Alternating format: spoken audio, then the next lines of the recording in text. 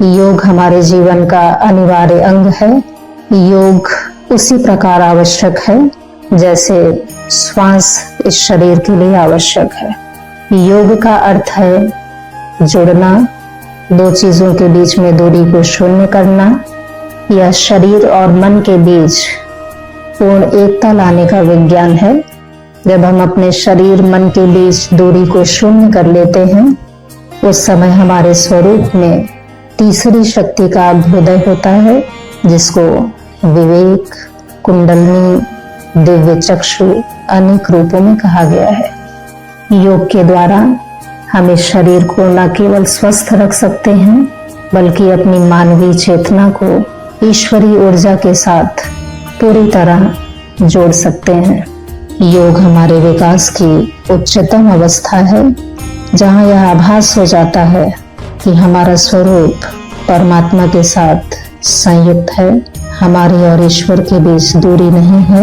इसी अवस्था को अहम ब्रह्मास्मि, हम ब्रह्म के साथ एकाकार हैं, रूप में वर्णित किया गया है।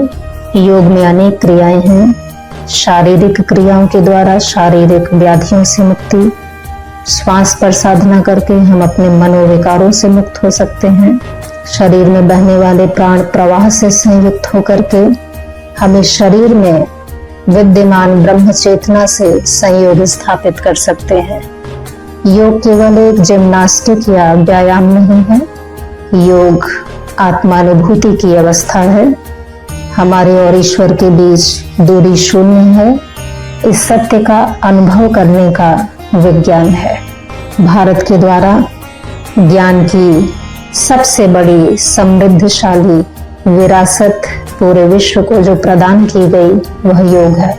भारत की धरती से ज्ञान की दो धाराएं निकली, पहला विज्ञान और दूसरी धारा जो हमें अपने आत्म स्वरूप में प्रतिष्ठित करता है, जिसको योग कहा गया है।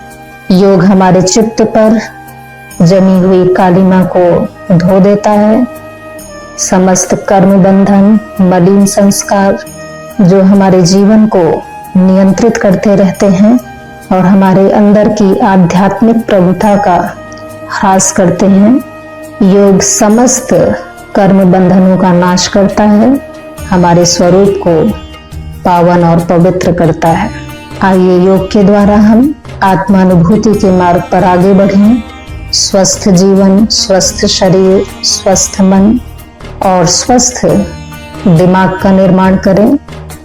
अगर हमारी शारीरिक मानसिक स्थिति स्वस्थ और ईश्वरीय दिव्य चेतना से युक्त होगी तो अपने आप हमारे कर्म ईश्वरीय होंगे और हमारे द्वारा पूरे विश्व की सेवा होगी।